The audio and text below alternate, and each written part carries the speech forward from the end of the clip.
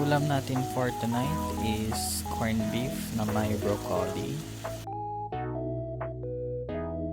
Nagpainit lang ako ng kawali and then naglagay ng butter. Tinunaw ko lang yung butter sa mainit ng kawali and then magigisa lang ako ng bawang hanggang sa maging golden brown siya.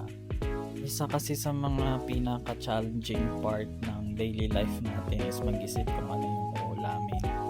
So wala akong maisip kaya sabi ko mag-isa na lang ako ng corned beef tapos lagyan ko na lang ng broccoli para kahit pa paano may sustansya tayong makain. Medyo tinamad rin akong pumunta sa palengke kasi gabi na rin ako nakapag-log out sa work.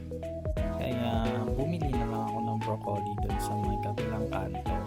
And then may natirang 2 corned beef sa stocks ko kaya yun na lang yung niluto ko. Sinunod ko na yung sibuyas nung naluto na yung bawang. Medyo nag-golden brown na siya. And wait na lang natin lumambot yung sibuyas. Dahil nga busy tayo sa work palagi and most of the time wala tayong time magluto. So madalas yung mga naluluto natin is yung mga ready to eat na or yung mga instant. Kagaya na lang nitong corned beef. Lumambot na yung sibuyas kaya nilagay ko na yung corned beef.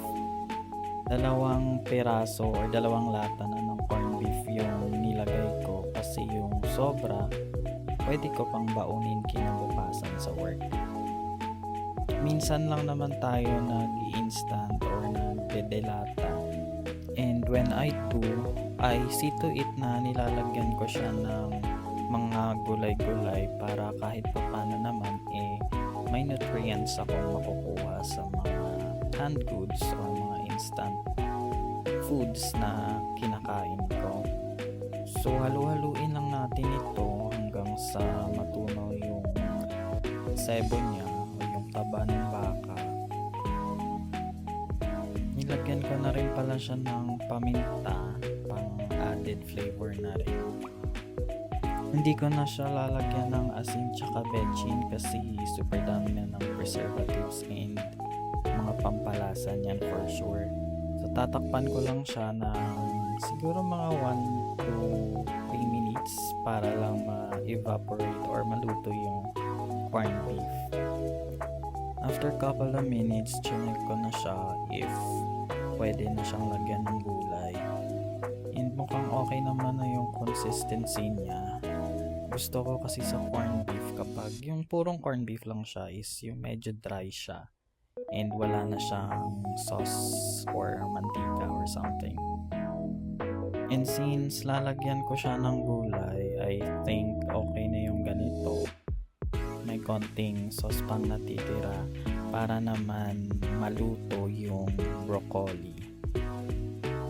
So mix well lang, make sure na mag-combine yung corned beef and yung broccoli para na rin kumalat din yung lasa or mag-share yung flavor dun sa broccoli. Though masarap naman yung broccoli itself, pero parang konting alat lang dun sa broccoli. Pag nahalo na siyang maigi, tatakpan ko lang siya ng mga 2 to 3 minutes siguro hanggang sa mag-tender na yung broccoli. After couple of minutes, ito na siya. Looking at it, mukhang okay naman na siya, luto na siya. So I guess we're ready to eat na.